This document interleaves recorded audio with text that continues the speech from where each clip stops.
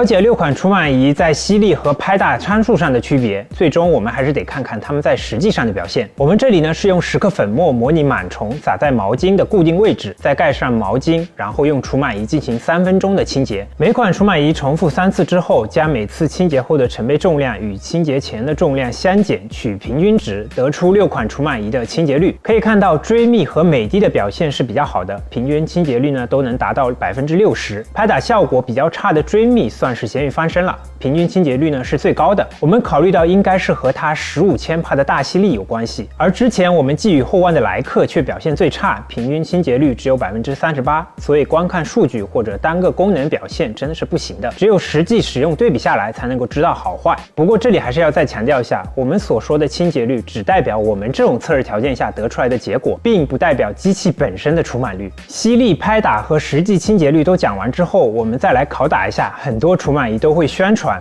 但并没有什么实际效果的功能。第一个就是热风烘干，当然加热呢肯定对除螨是有帮助的，太阳暴晒除螨的古法就是同样的原理，但在除螨这件事情上，抛开时长谈温度那就是耍流氓。根据我们网上找到的资料，53度以上的温度持续10分钟以上就可以杀死螨虫，所以我们也用温度巡检仪测试了6款除螨仪的热风温度。可以看到 Uwant、米家、松下和追觅的最高温度呢都是能够达到53度以上的， Uwant 甚至能够达到70多度。莱克和美的的表现最差，加热15分钟左右只能勉勉强强达到50度。那这样看下来 Uwant、米家和松下好像是比较容易同时满足温度和时长2个条件的，但大家别忘了，这个数据是将除螨仪放在同一个位置15分钟得到的。想想你家的床有多大，再看看除螨仪的出风口又有多大，这个除螨的效率是不是有点太低了？而且千万别想着长时间用热风加热同一个位置，这样会出现安全隐患的。在我们测试的时候就发现米家加热的这块区域明显被烫黑了，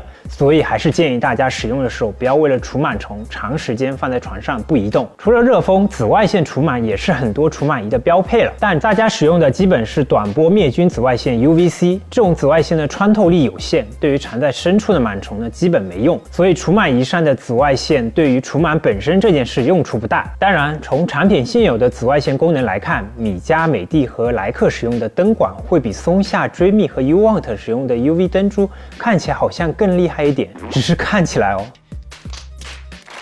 最后一个功能就是更加玄学的超声波除螨了。我们也在网上找了资料，并没有发现超声波能够杀死螨虫的结论。不知道有没有大佬搞这个方面研究的，可以和我们分享一下超声波到底有没有作用。总的来说，热风、紫外线和超声波对于实际除螨效果并不大，更多是心理安慰，或者说只是商家用来宣传的噱头罢了。